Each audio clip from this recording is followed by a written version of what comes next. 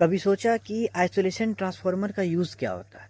अगर किसी ट्रांसफार्मर के प्राइमरी और सेकेंडरी में सेम वोल्टेज है, वो स्टेप अप या स्टेप डाउन कर ही नहीं रहा, तो फिर आइसोलेशन ट्रांसफार्मर का हम लोग यूज़ क्यों करते हैं? सबसे पहले समझते हैं कि जो आइसोलेशन ट्रांसफार्मर है वो कंस्ट्रक्शन के हिसाब से कितने टाइप का हो सकता है। एक तो ड्राई टाइप हो सकता है या तो ऑयल फील्ड टाइप हो सकता है।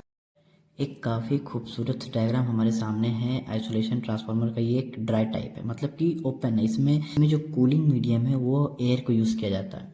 आप देख सकते हैं कि 415 वोल्ट इनपुट है और 415 वोल्ट सेकेंडरी आउटपुट है। Primary winding, core, insulation paper, whatever the thing there was in the transformer, step up or step down, that details are same in three phase isolation transformer open type।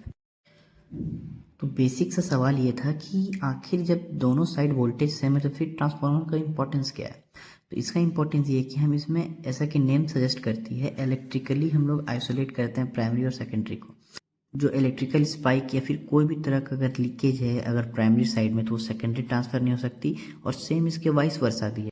अब जो हमारा एक main transformer होता है उसके secondary को हम लोग कनेक्ट करते हैं एक आइसोलेशन ट्रांसफार्मर से। कहीं भी लोड को हम सप्लाई करते हैं। अगर किसी लोड में इलेक्ट्रिकल स्पाइक हो रही है या फिर बहुत ज़्यादा डिस्टर्बेंस है, तो वो ट्रांसफ़र होके हम मेन ट्रांसफार्मर को डैमेज ना करे। और अगर इस साइड में कोई लीकेज है या फिर कोई भी फॉल्ट होता है ऐसा, तो वो ट्रांसफ़र होकर हमारे सेकेंडरी में ना आ जाए। आइसोलेशन ट्रांसफार्मर प्राइमरी और सेकेंडरी को आइसोलेट करके रखती है। वो रियल में दिखता कैसा होगा? नहीं देखा तो कोई बात नहीं, हम है ना, हम दिखाते हैं आपको। ये 3 कॉइल्स हैं RYB के, और इसमें प्राइमरी और सेकेंडरी जो है कि वो सैंडविच वाइंडिंग रहती है।